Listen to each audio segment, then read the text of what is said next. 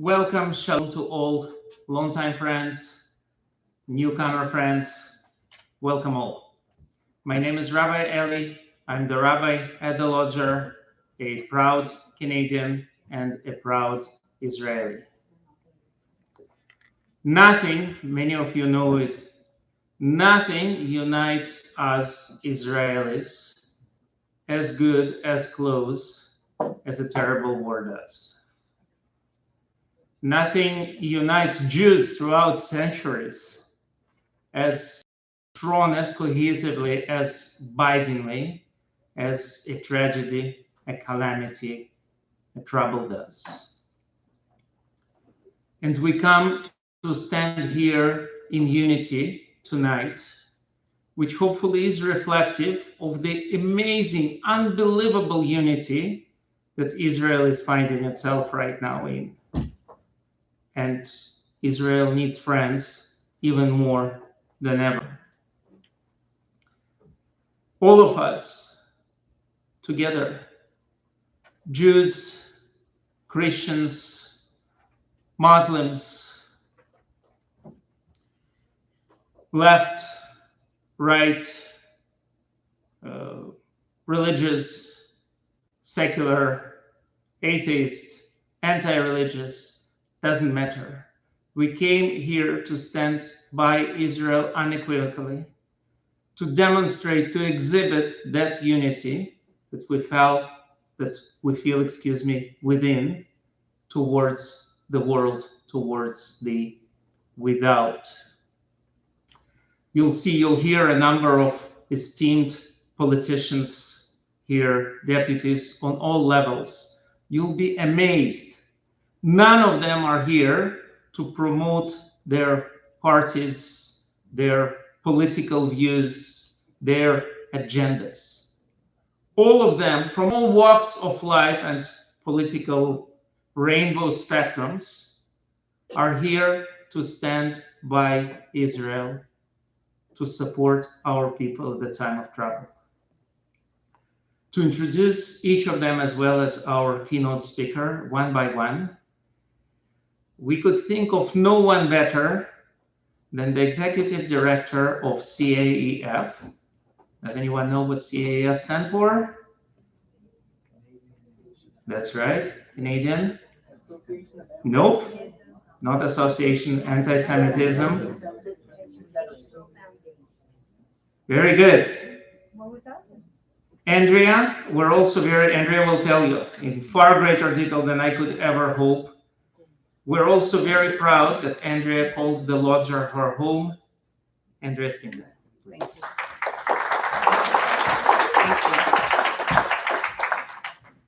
Thank you all for coming this evening, for joining us in person and on live stream. There is a live stream audience that's meeting with Rafi over here. I'm honored to have been asked by Rabbi Koren to MC this evening's program and to have found a really true partner for the Canadian Antisemitism Education Foundation in the Lodzer Centre, which has generously supported all of our programs over several years and offered this lovely venue for in-person events. Thank you to the Board of Directors, to Cantor Young, Rabbi Koren, to Rafi Remes for our technical support, and for the incredible volunteer communications done by their coordinator, Charlie Green. It's also a pleasure to partner with Allied Voices for Israel, which is a new NGO, which you'll hear about later. It's my distinct pleasure to introduce our political representatives who have brought messages of support for Israel and our community and demonstrate that standing for Israel is not a left or a right-wing position. It's just the right thing to do. James Pasternak is a graduate of York University. He also has degrees from the University of Western Ontario and the London School of Economics. And he represents York Centre on the Toronto City Council and has served on council since he was elected in 2010, representing Ward 10. He was a Toronto District School Board trustee before this election. James' work led to updating the 15-year-old City of Toronto anti-discrimination policy, as well as bringing the issue of e-cigarettes to the Toronto Board of Health's agenda. Mayor Olivia Chow appointed James as a special envoy to combat hatred.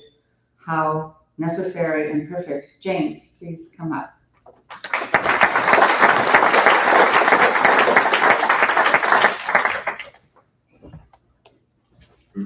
Well, thank you so much, Andrea. Minister Stacks, our MP, Rabbi Ellie, members of the congregation, members of the community.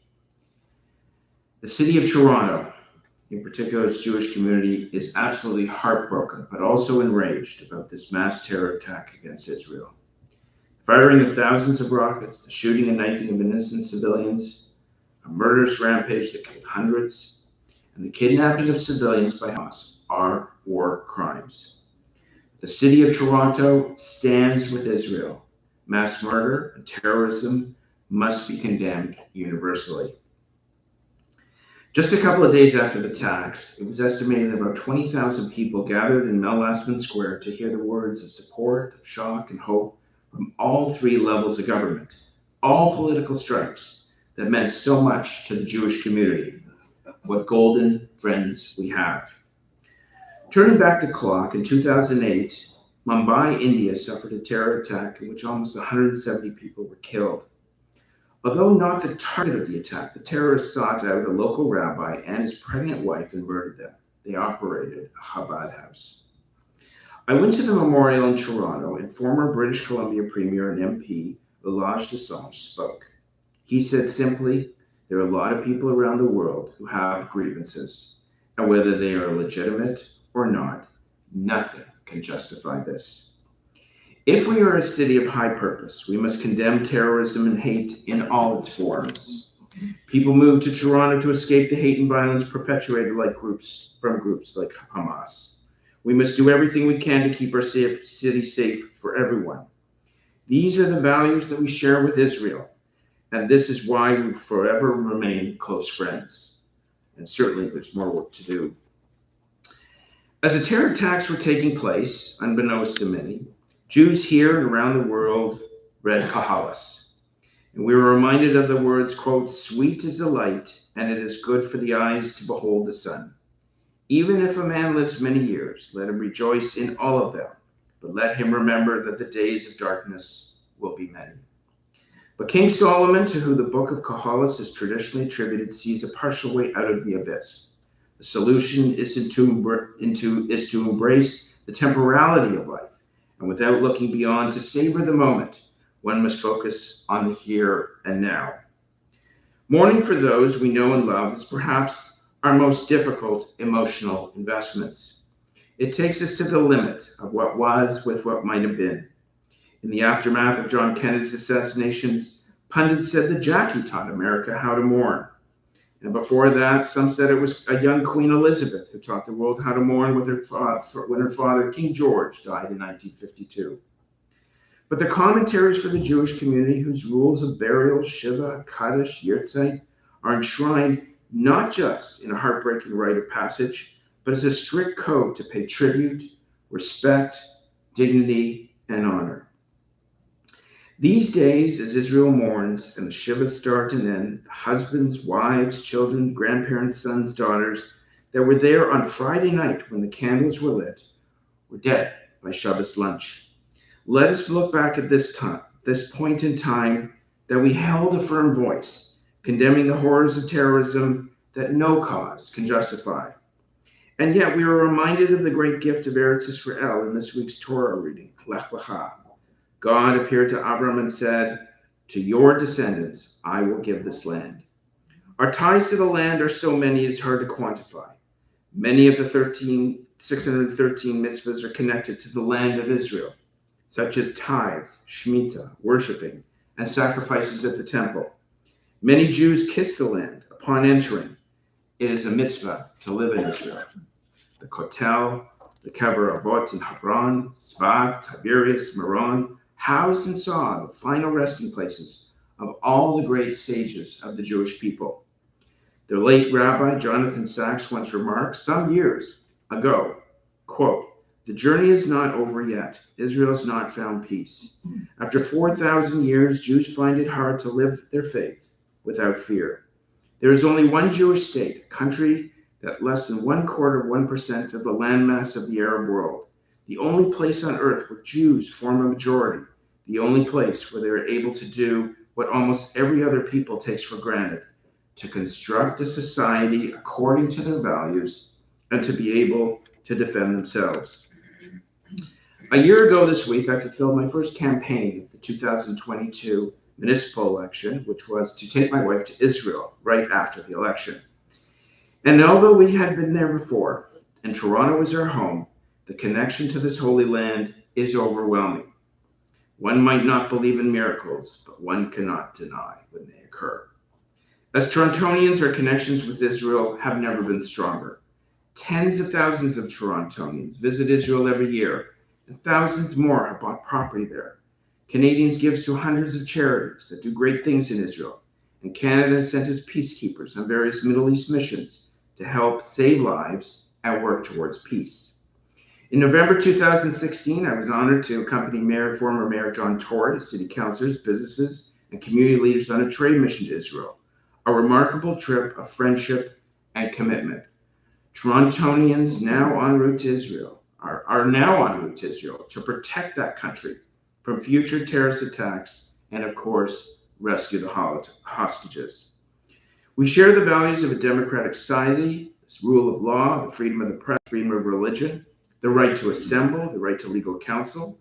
Israel's representative democracy and multi-party systems ensure seats for all ethnic, religious, and political groups.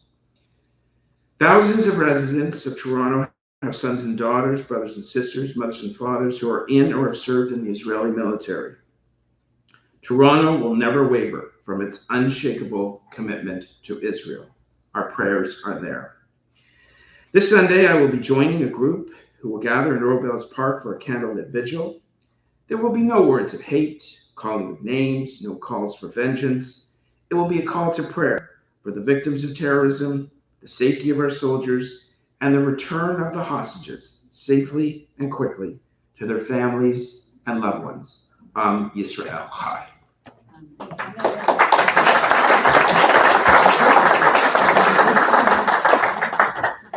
I'll take a moment for a commercial, given that James mentioned the vigil. This is the poster, 11 a.m. at the Holocaust Memorial at Robels Park this Sunday. Please show up. I also had hoped to introduce Michael Kirsner, the provincial member for York Centre, but I believe he's not going to make it. He sent regrets at the last minute, but I will pull something out of a hat and just introduce Weidong, who has joined us, and he is the Toronto School Board trustee for the area. So Weidong, thank you so much for coming. Would you just say a few words?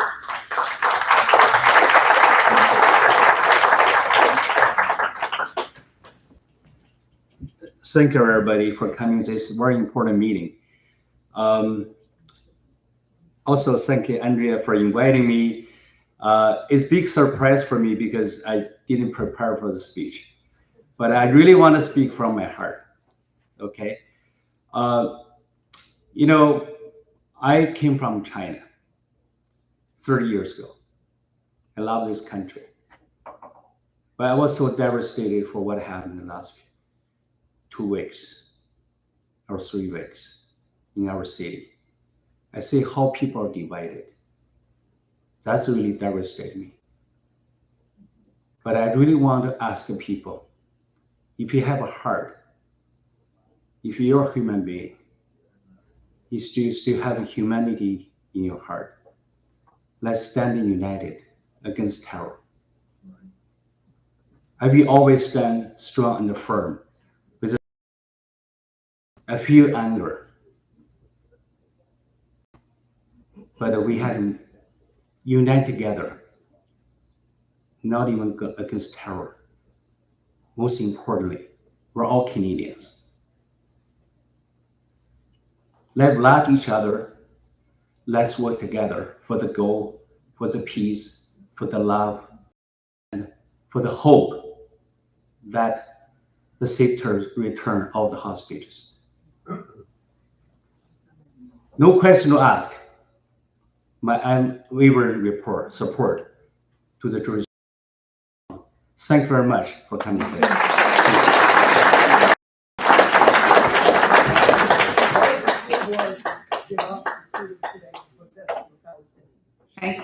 Weidong. It's now my pleasure to introduce Yara Sachs, who serves in the Liberal Government of Canada as the Minister of Mental Health and Addictions and Associate Minister of Health.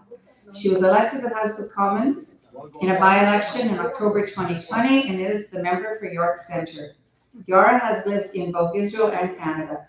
She attended McGill University for her undergrad education and has a master's degree in international relations and diplomacy from the Hebrew University of Jerusalem. Before entering politics, Yara had a yoga business in this area and was the director of a trauma practice for healthy communities, a charity that focuses on mental health. Despite her differences with different levels of government, Yara has stated that she's an unapologetic Zionist who believes passionately in the state of Israel. And she condemns the BDS movement, which is about hurting Israel. It's really a pleasure to call on Yara.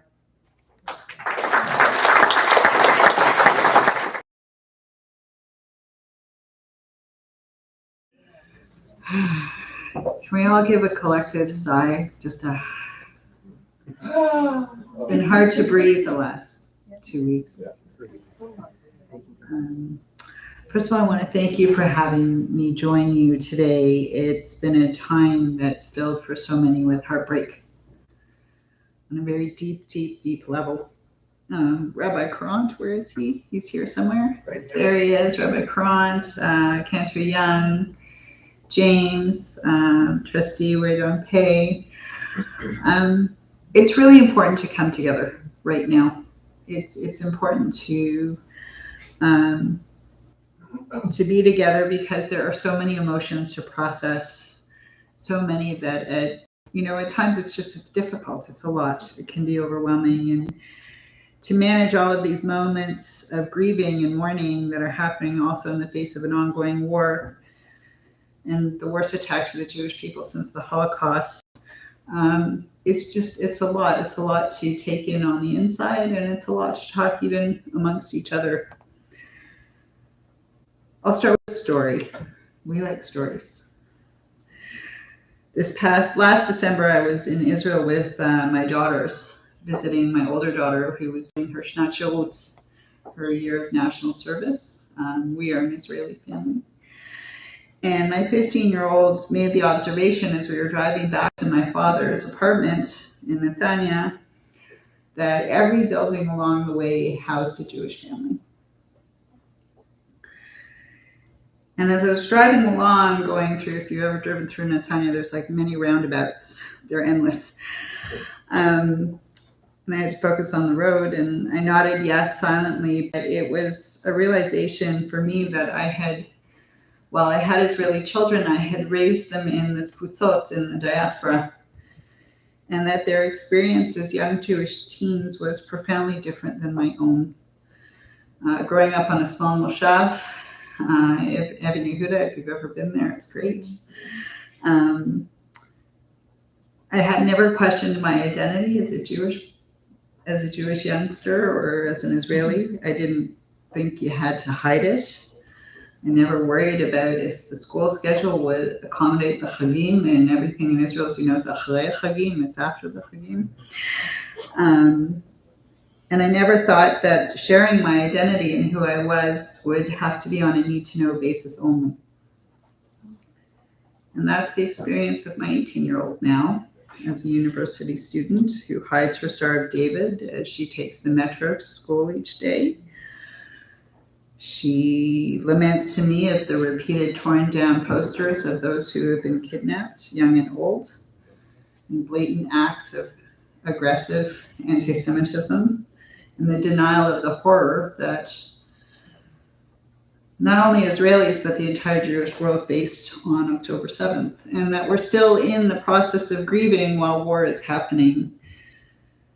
For me, growing up, to be Israeli and Jewish was simply to be. And I've lived with that certainty of center my entire life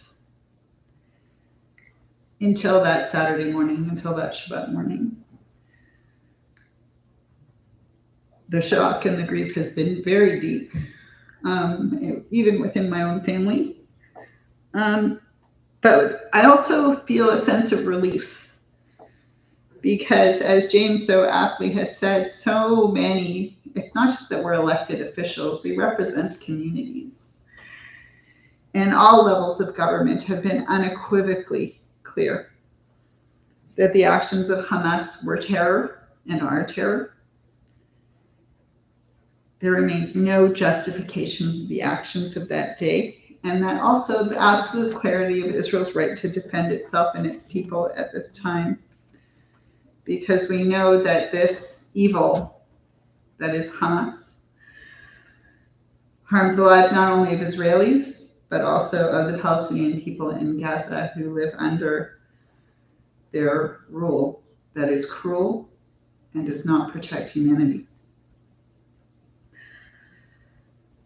But what we also know is that on that day, we were reminded that anti-Semitism is not a relic of the past. It's not something that we think about that happens once in a while. We know it's been growing over the years, but it is now out in full force for communities to experience, whether it is in our children's schools, playgrounds, subway stations, university campuses, and not just here, but in cities across the globe. And while we're deeply affected by the horror of what happened on October 7th and the subsequent war since then, we also have to contend with the deep fear and anger and hurt that is happening in our communities here at home. Because while we're still mourning, we still have to face each day, which is why I said let's start with a sigh, because it's a lot to carry. And we shouldn't have to do it alone. We shouldn't have to carry this weight alone. I had a colleague in the House of Commons this week kind of pull me aside. He said, hey, I'm just a Scottish guy, but you don't need to do this by yourself. And we need more of that. We need more of that Scottish Canadian, Chinese Canadian, Hindu Canadian, Sikh Canadians. I'm proud to be part of a government and sit at a cabinet table that represents the amazing diversity of this country. But at the same time, we can't carry it alone. We need others to help carry it with us. Colleagues at every level of government, myself, James, Michael, Minister LeBlanc, have had the public safety of our communities front and center since the day after October 7th, and we continue to do so. We continue to look for ways to support our local police services who are working night and day to not only protect our schools and our children and our communities and our Jewish community centers, but also to enforce what is in our legislation with regards to hate speech.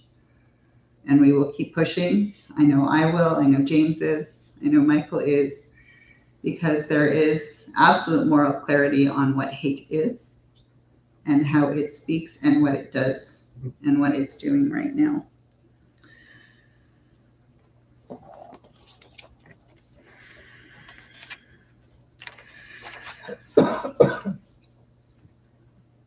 We have a collective responsibility for how we use our words in this moment and in this time, to be clear about what we stand for as communities across Canada, to be clear that no community should be afraid.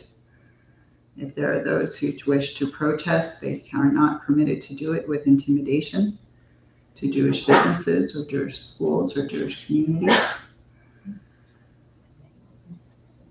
In the promise that it is Canada and the Canada that I hope to build and represent, it is one that includes everyone. We've all come here from somewhere, whether it's people like myself from Israel or Russia or China, India, wherever they've come from, we've chosen to make this place home. And with that choice comes responsibility. And it's not only the responsibility of the Jewish community to point that out. And the Prime Minister and others, we have been unequivocally clear that the demonstrations glorifying the acts of terrorism and the loss of lives is completely unacceptable and will be held accountable. We've also been unequivocally clear that the hostages must be released We know that Israel must continue to wage its war against terrorism and against the Hamas. And we are unwavering in that as well. But as Trustee Weidong has said, we also can't lose our humanity in this moment. We cannot. And there are civilians, Israeli and Palestinian, who are living under the threat of war, who need to be protected as well. And that's not always easy. It's not easy. If it was easy, we wouldn't be in this place. But our values and our shared values of human life, and of tzedek, tzedek tildof, justice, justice you shall pursue. Justice also means protecting the most vulnerable. And there are many, many vulnerable. Some that in our moment of mourning are hard to see. But at the end of the day, if we truly want peace in that part of the world, we have to protect everyone who wishes to stand for peace and be protected. So many people have lost loved ones. I've heard from so many people from the Jewish community, the Israeli community. We are 100,000 strong Israelis who live in Canada, believe it or not. And in my own family who've lost loved ones, there's also those among us, the degree of separation between the Jewish community and Israelis is barely one, if you're lucky. It's sometimes two. It's my cousin, my neighbor, we all have someone. We all have someone. We all know someone. We know someone whose kid has been called up. We know someone who lived in the kibbutz next to. We know someone who drove someone to the hospital that day. We all know someone.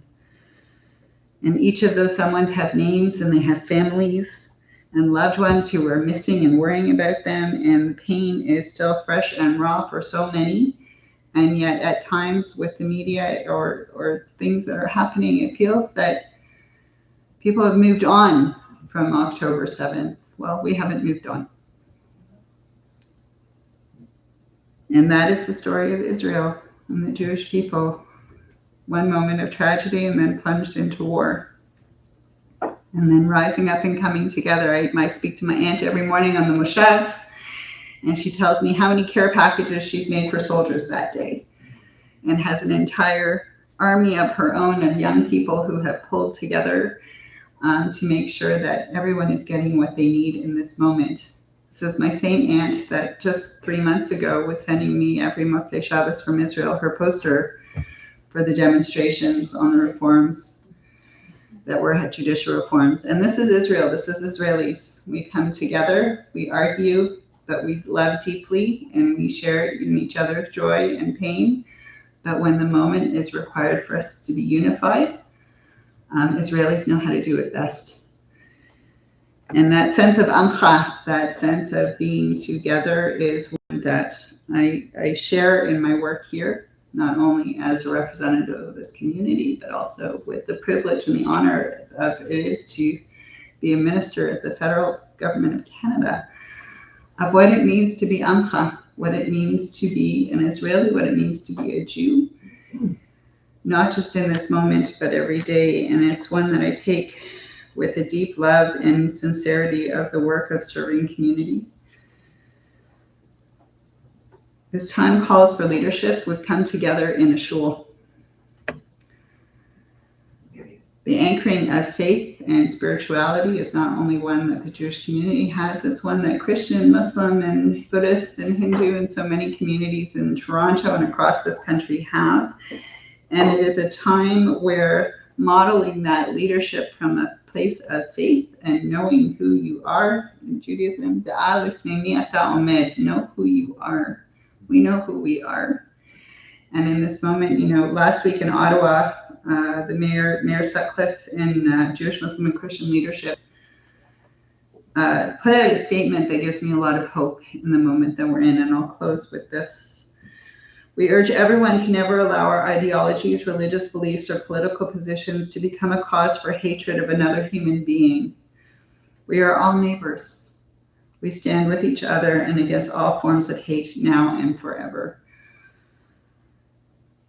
We're all fragile in this moment, but as Trustee Pei said, we're all Canadians.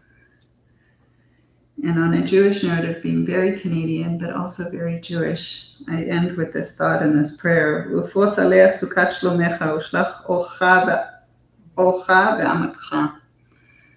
are a people of light. We are a people of peace.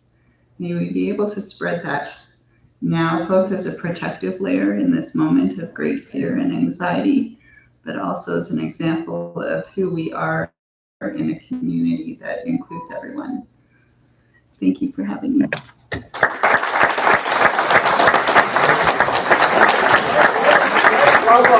Thank you very much. When Rabbi Ali asked me to invite a speaker who would make the case that not only does Israel need the Jews of the diaspora, but we in the diaspora need Israel, I immediately thought of Daniel Koren, who has insights and an intimate knowledge of Israel and the warmth and humanity that is expressed in all that he does. Daniel has an extensive background in communications and marketing and has worked within the Jewish community for most of his career. He worked for B'nai Canada and contributed to the Canadian Jewish News and UGA Federation of Greater Toronto. Daniel was Executive Director of Husband Fellowships from 2019 to 2023, where he reached across faith and ethnic divides to develop relations that support Israel and teach the truth about the Jewish people. In 2022, Daniel founded a new NGO, Allied Voices for Israel, which is building on his creativity as a community leader and the lessons he learned on the front line when building support for Israel and combating anti-Semitism on campuses in Canada. Daniel Koren is always on point, responsive, creative, and collaborative, and most of all, my friend Daniel brings enormous enthusiasm and commitment to his work. He makes a strong case for support for Israel and reveals the true nature of our enemies. To quote a recent post Daniel wrote, he said, "If the Hamas-run health ministry can be trusted, then what we are experiencing right now is indeed a genocide orchestrated by Hamas against the Palestinian people in Gaza, the people it's supposed to present and represent." Please welcome Daniel Koren.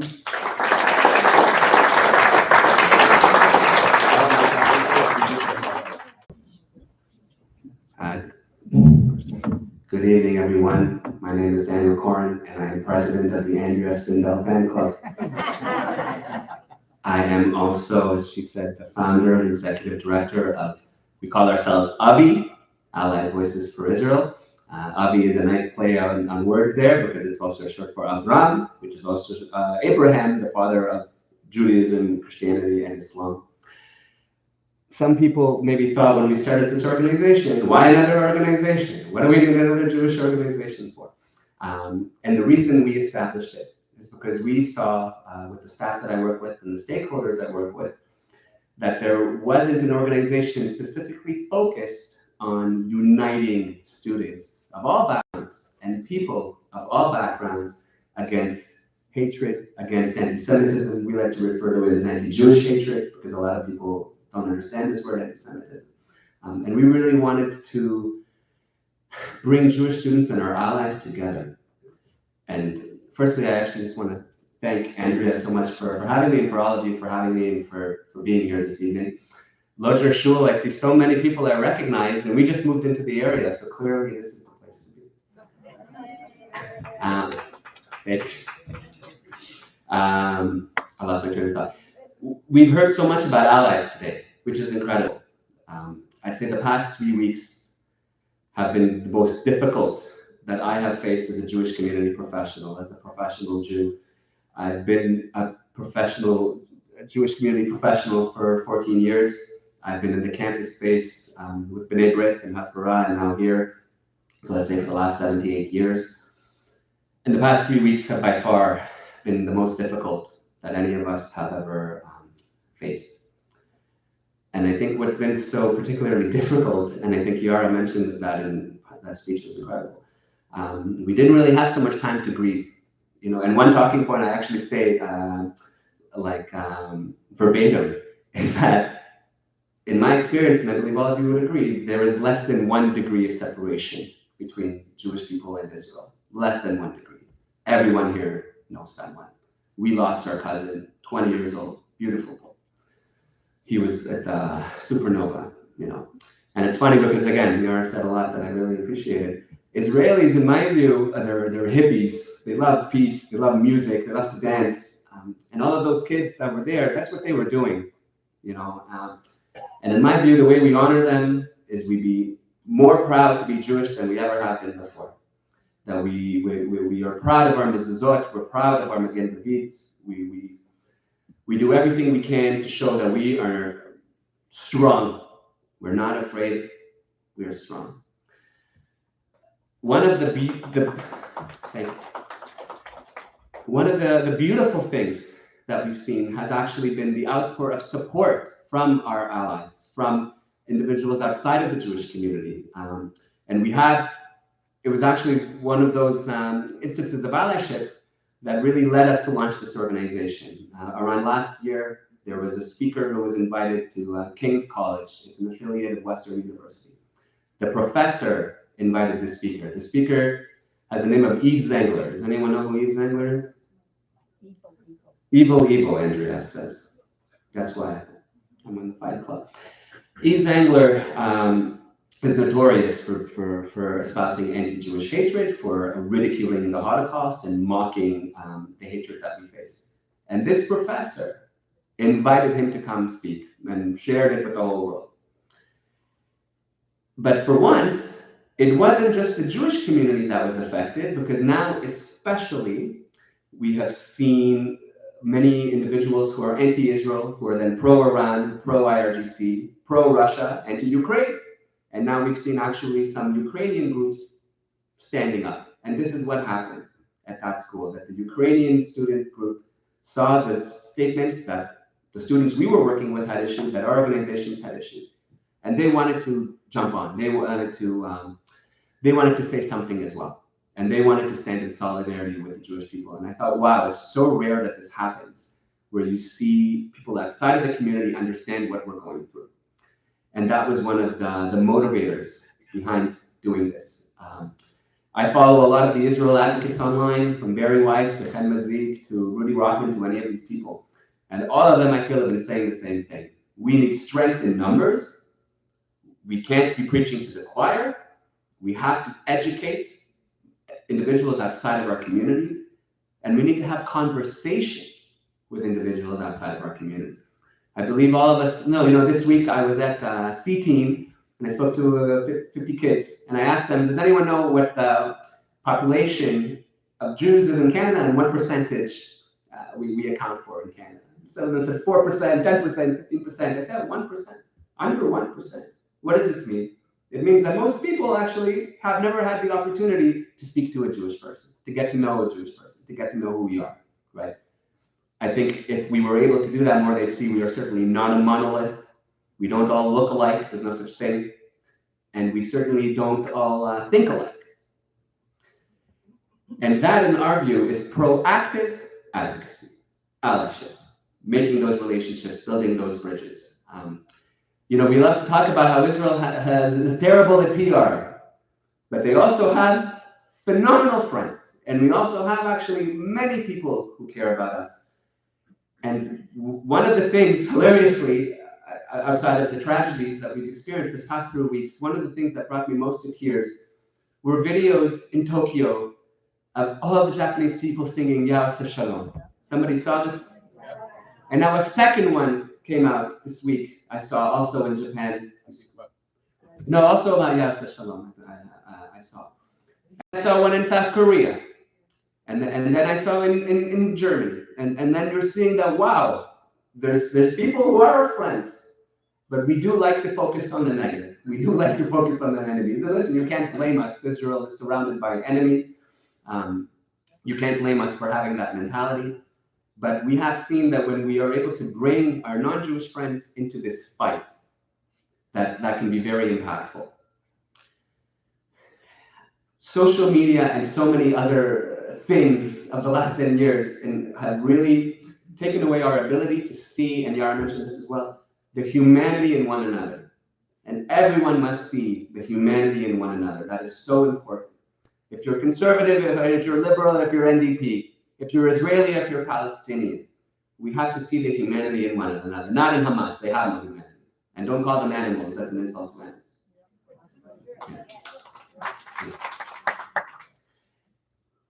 we launched this organization 5 months ago. Okay, so we're a new organization. But in those 5 months, we have seen, and it's going to take time. It's going to take time to bring our allies into this. But we have seen that many of them are unaware. We were able to do a retreat this summer with 15 kids. 40% of them weren't Jewish. And none of them, they heard about BDS, they heard about the anti-Israel movement, but none of them knew what Jewish students were facing. And for the Jewish students in that room at this retreat that we hosted, it was the first time I felt that they had an active audience, a willing audience of non-Jewish students who were friends, who wanted to listen, and who were shocked about the BDS movement, who were shocked that this stuff is what's happening on campuses. I think a lot of people have been seeing now that we didn't even get 48 hours to mourn before, as it always happens, the attacks, the psychological warfare that Hamas wages on Jews, because as you see in their manifesto, they don't want to just kill every Israeli, they want to kill every Jew. And we have been so caught up, we haven't even been able to breathe. And my staff, my wonderful staff, one of whom is right here taking a video, keeps saying to me, like, Daniel, Daniel, need to take a little time off. And I said, how? How can it? Look what we're going through right now, right? Because they know the tragedy that befell my family. I don't believe we have the time to breathe right now, and that's difficult, that's a problem. But right away, we were forced into something else.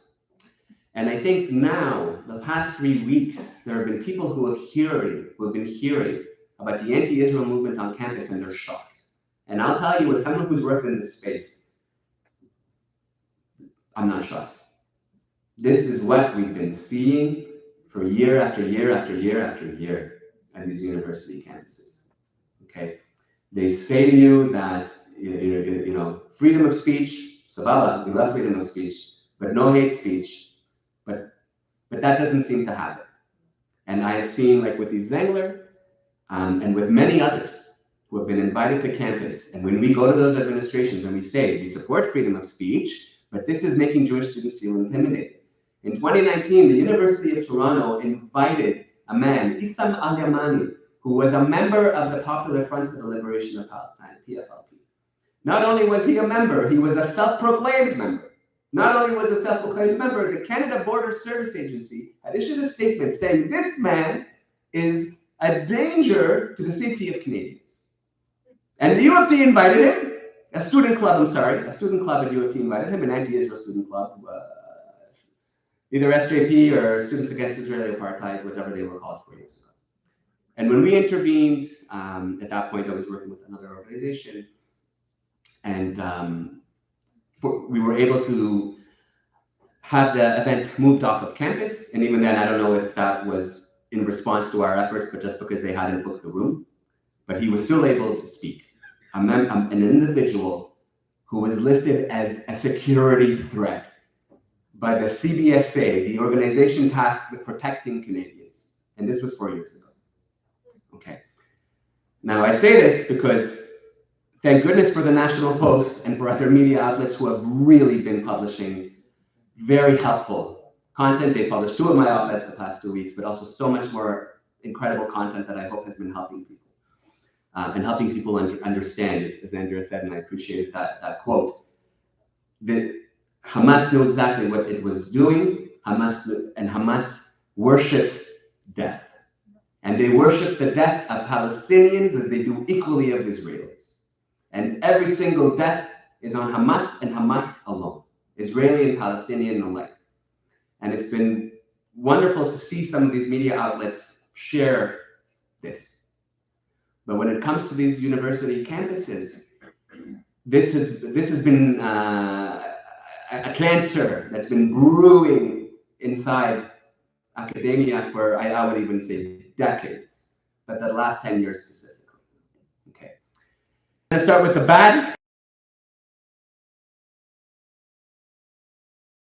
We don't want to. So there have been many challenges. Okay. And what we believe and what we have been saying at AVI, at Allied Voices for Israel, is that when it comes to the proliferation or the glorification of terrorism the celebration of terrorism on campus, there must be a zero tolerance policy.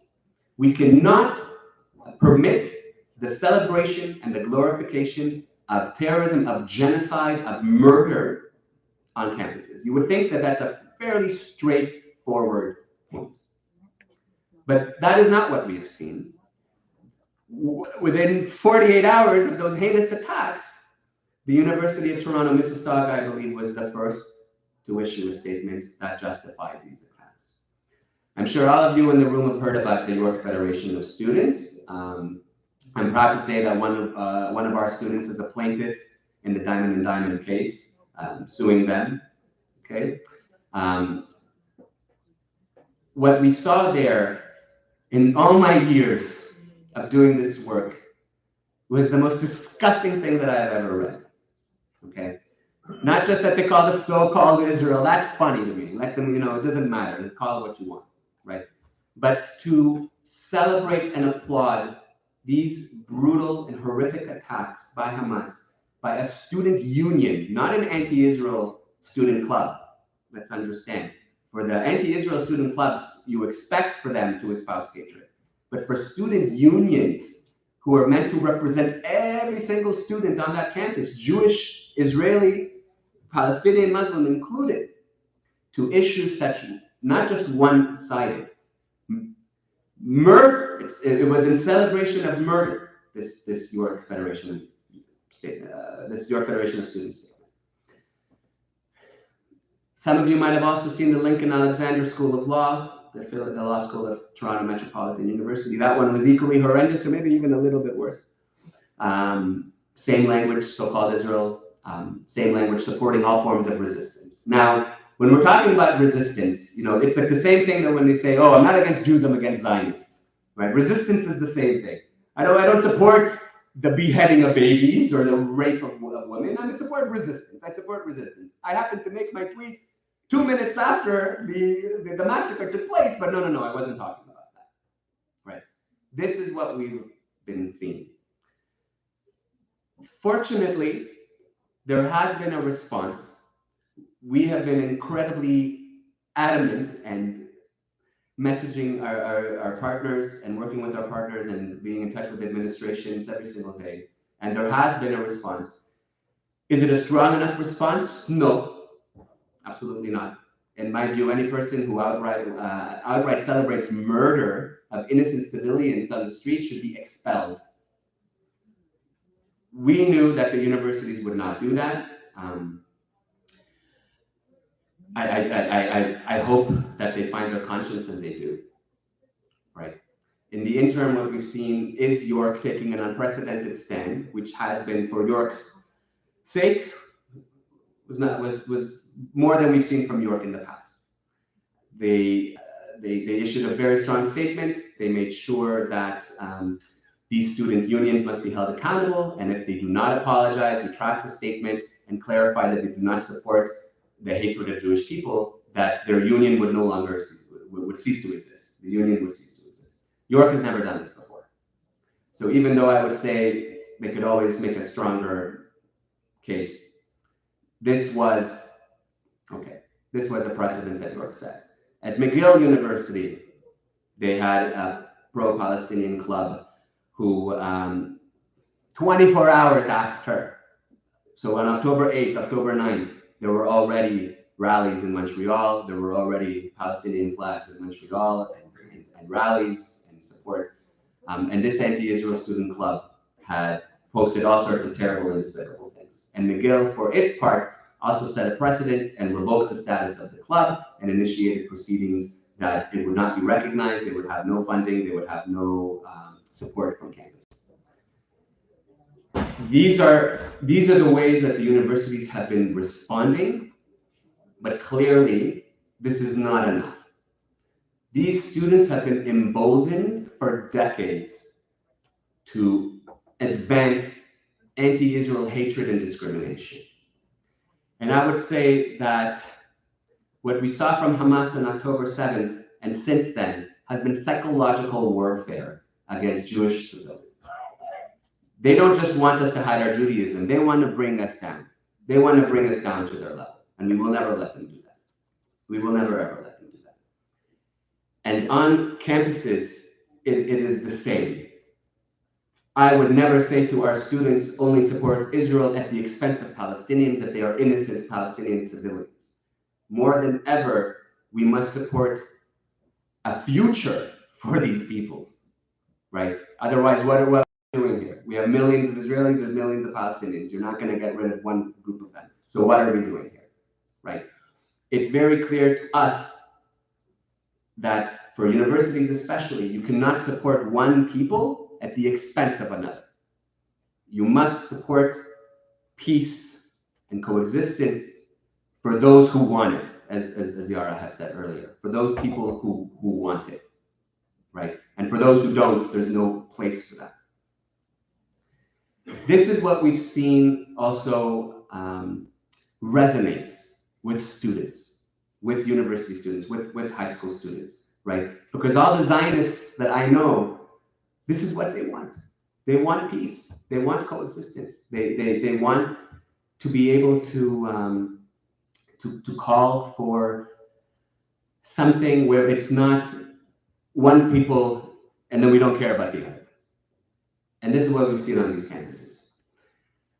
Now the good. We did say a few things, and it's actually a bit hot in here. I'm going to take my jacket. We've seen the administrations. We've seen the responses. Thank you. And I guess the most beautiful thing that I've seen is students getting together like never before. These students who are putting up these flyers, who are having their own rallies, who at Western University, they were all holding signs. At U of T, at OCAD today, we had students and we had staff who were plastering those flyers. And they know how many people have removed them. They know how many people dislike us. And we will do it none the same, all the same.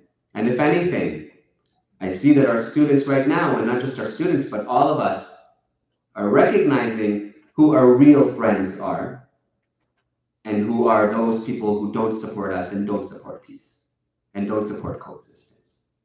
And one of the most beautiful things, going to what I was saying earlier, has been this outweighing of support from our allies.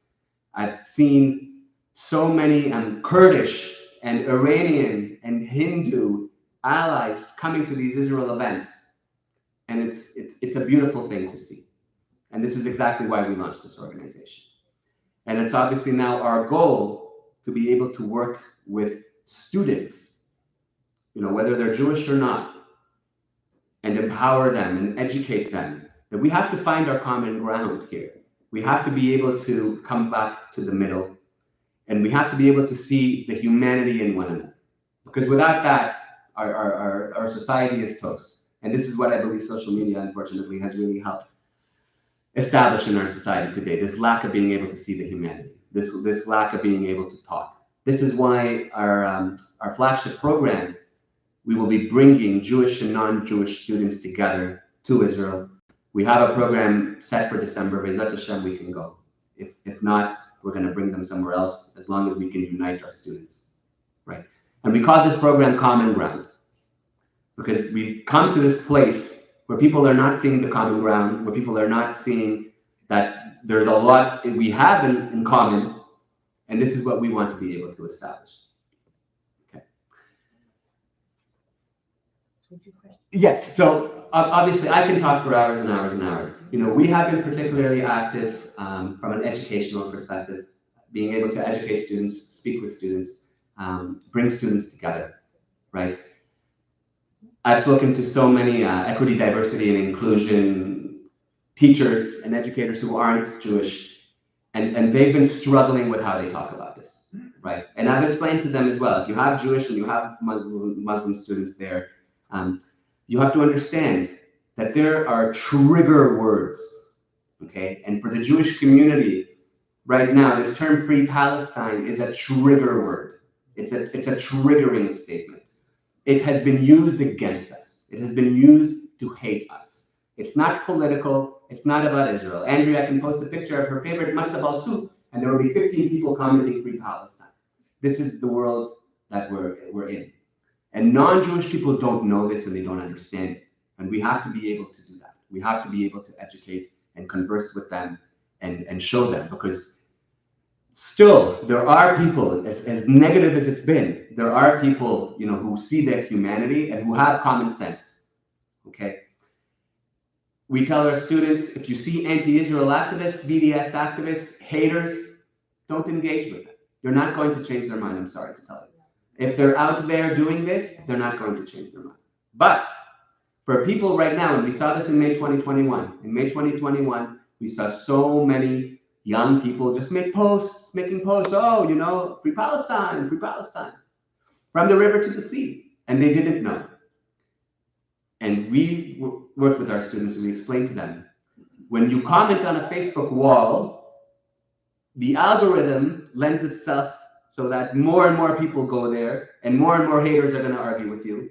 And it doesn't achieve the same results. But if you know it's somebody that maybe has even a little bit of sechel, you reach out to them privately, you engage, you have a conversation.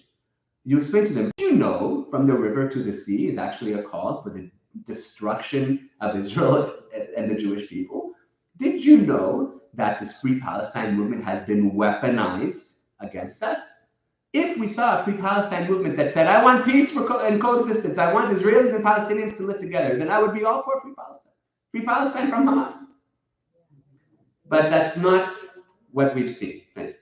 That's not what we've seen. And it's not how the term is used, right? And people are being misled, and people are being misguided. And in my view, as Jewish people, we have the unique responsibility to stand up, to educate, to make our voices heard. Yes, we have our allies, and we'll continue B'ezrat Hashem to build those allies. But this starts with us, and all of us have that obligation. Okay. Yes, Andrea, I would be very happy to take any questions. Okay, so I'm going to start with the question. I have two questions, and then we'll take some from the audience. I want to make a remark first as I look around. I've been thinking about this for a while. I hope you don't mind. We've just heard about what students are doing. What I feel is that we need to help our students and recognize the importance of that. I'm for Booby and Zadie power. Most of the people, honest to God, I have this feeling that we're a tremendously underutilized resource, retired people, who have the time and the knowledge and the resources to make a difference. I want to organize older people. I am 75 years old, so join with me. We can make a difference, and our students need it. And many of our children are working adults with young children. They haven't got the time or the resources, and they are protecting their children. We are in a unique position, so I'm all for wanting to work with you and other Boobies and Zadies. That's my speech. Amen. My question is, I read a study today done by a Palestinian research group, and they found that 73% of Gazans support Hamas. That's astonishing. But we have to look at the videos that were sent out by Hamas showing that people on the street were celebrating with candy as our people were being murdered. And when they were paraded through the streets, dead and bloodied, they were still being celebrated as their bodies were dusted. How will we work with that community if that many people support Hamas?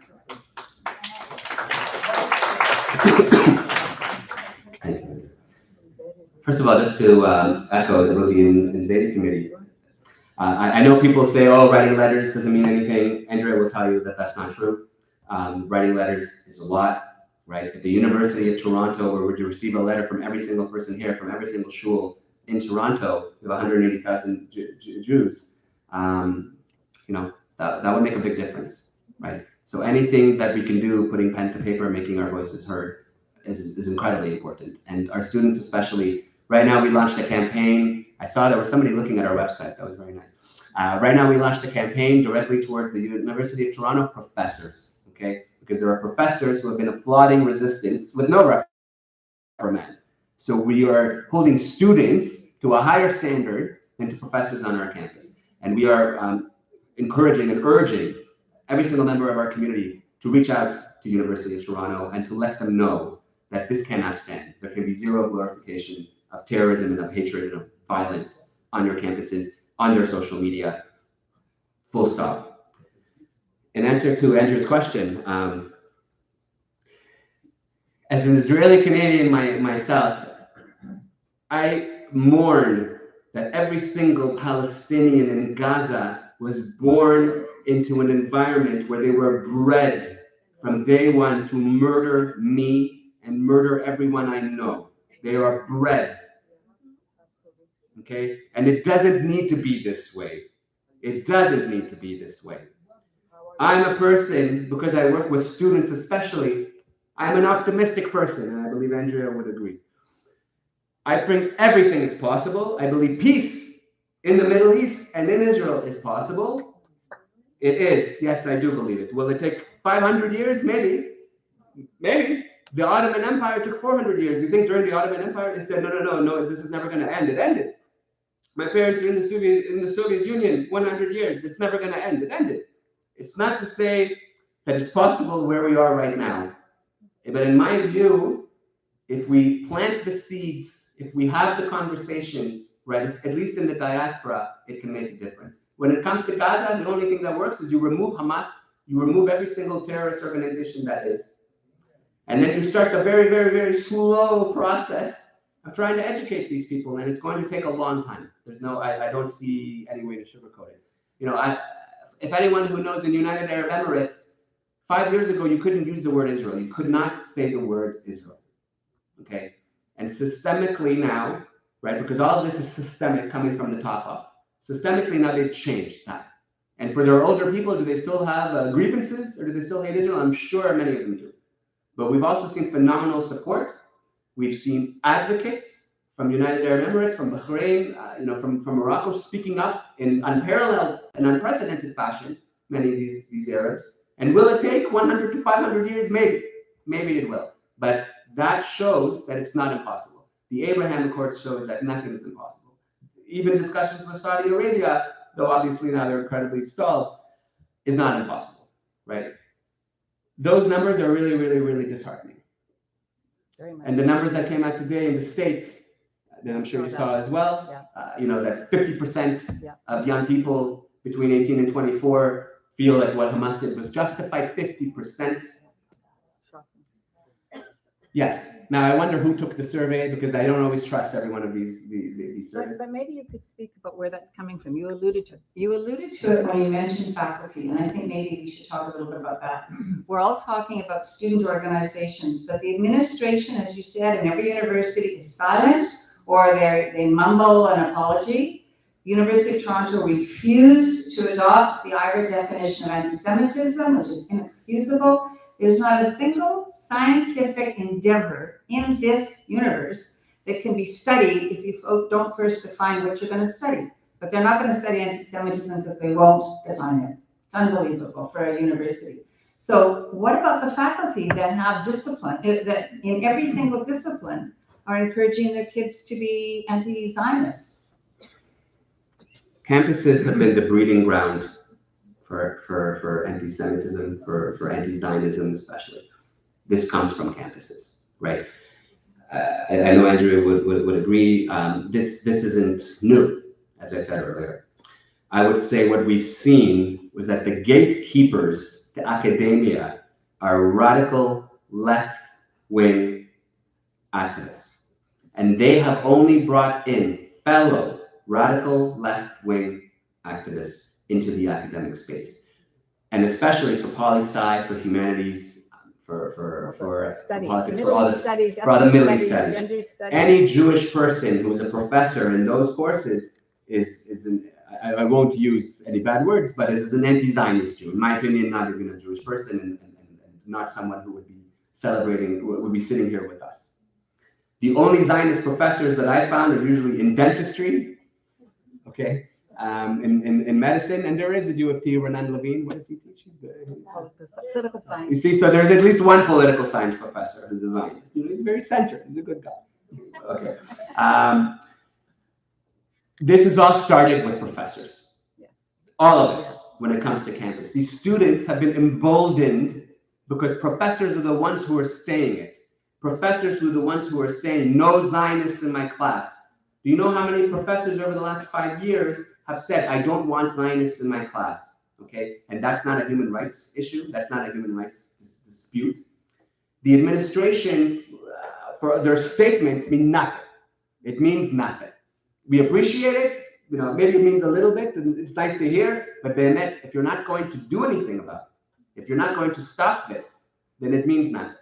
This is where it came from. So I appreciate Andria mentioning that. We've seen this in every major campus, right? U of T, in my view, has become the worst campus for anti-Jewish hatred in Canada, the worst, okay?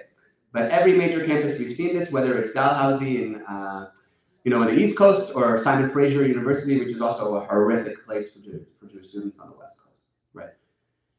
And what I believe is we're not going to make that change with these professors.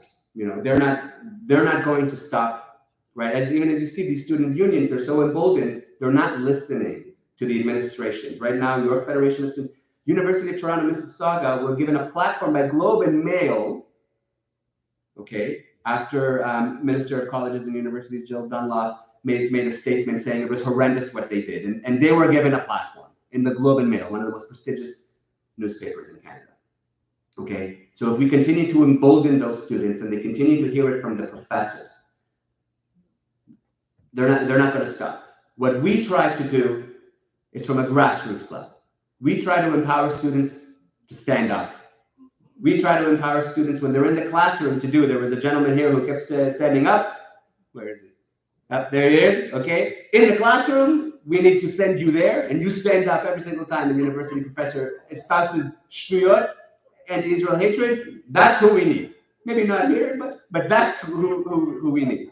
Okay, and we need for students to speak up. And I'll tell you, it is tough. And I'm sorry to tell you, there's no other option. I'll share a couple of examples, and then I know there's a few people raising their hands. I'll share just one example. I have a student I work with. She's wonderful. She's at the school at University of Windsor. This was several months ago. Okay, and the class was law school, had nothing to do with Israel or Palestinians. And the prof started going off about the Métis people and how the Métis are indigenous, just like the Palestinians are indigenous to Palestine. And my student who I work with stood up and said, "Excuse me, professor, but by neglecting to mention the Jewish people who are indigenous to the land, you are actively taking the support of one people at the expense of another. Wouldn't it have made more sense for you to have spoken to both, at least Jewish and Palestinian people?" And the professor actually didn't have much of a response to that. And many students afterwards came to our student and said to her, "I'm really happy that you mentioned that, because I thought that too, but I didn't know, and I'm not Jewish, so I wasn't sure." And this is the problem. We're the Jews. We're the experts on Judaism. If we're quiet, if we're not standing up, if we're not speaking up, and I know it puts a target on their backs, and what can I tell you? This is psychological warfare. Overwhelmingly, we haven't seen violent altercations on these campuses. There are security everywhere. Yes, it's hard. It's hard to be Jewish. Bevakasha. Thank you. Rabbi? As promised, we started this evening as friends, and we ended as friends. All together.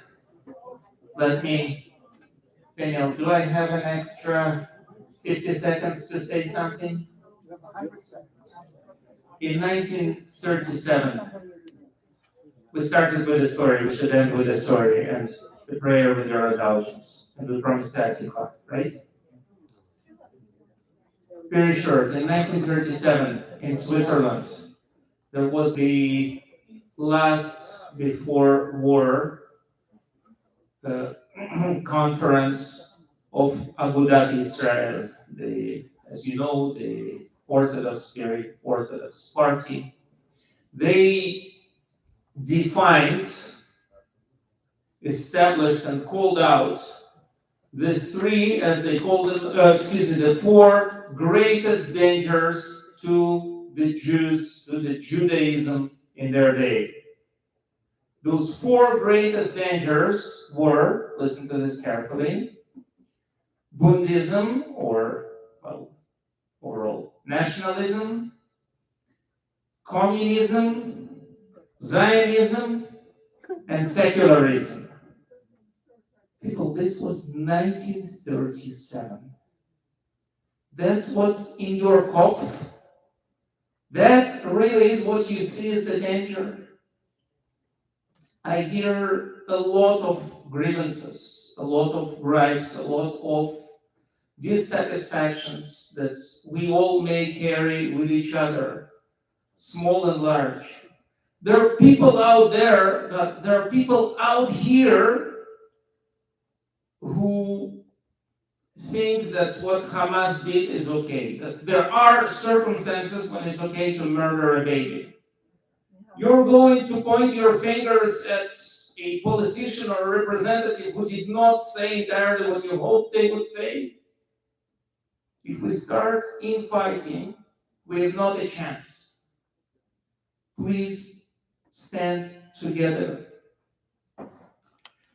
This is my prayer, a prayer of, in part, desperation, in part, hope, always in a large part of chutzpah.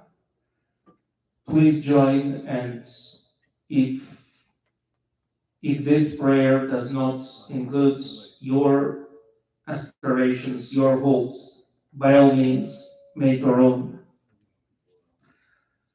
Our God and God of our ancestors, take notice of our plight as we cry out to you from the bottom of our hearts. We pray before you, strengthen our spirit in face of the calamity. Teach us to stay united in love and mutual respect, so we shall have no need for a brutal enemy to come from without and put an end to our foolish infighting. For it is promised, and all your children will be students of God, and great will be the peace of your children.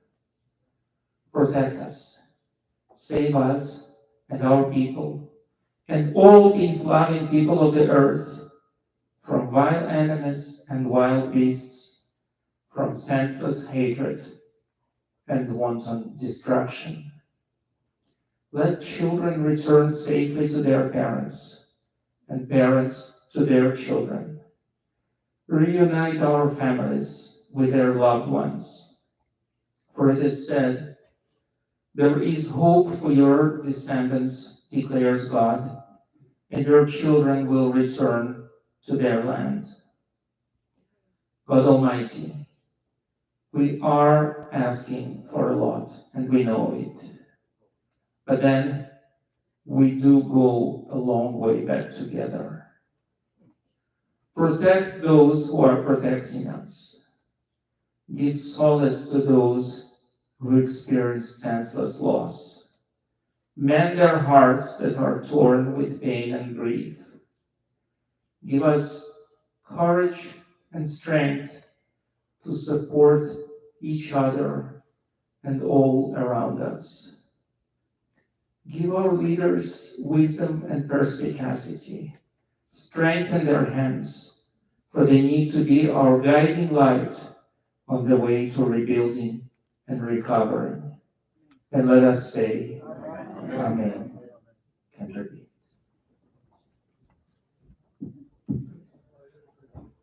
Kol Valeva Venima Nefesh Yehudi Homiya Utate Mizra Kadima Ayin Lezion Sophia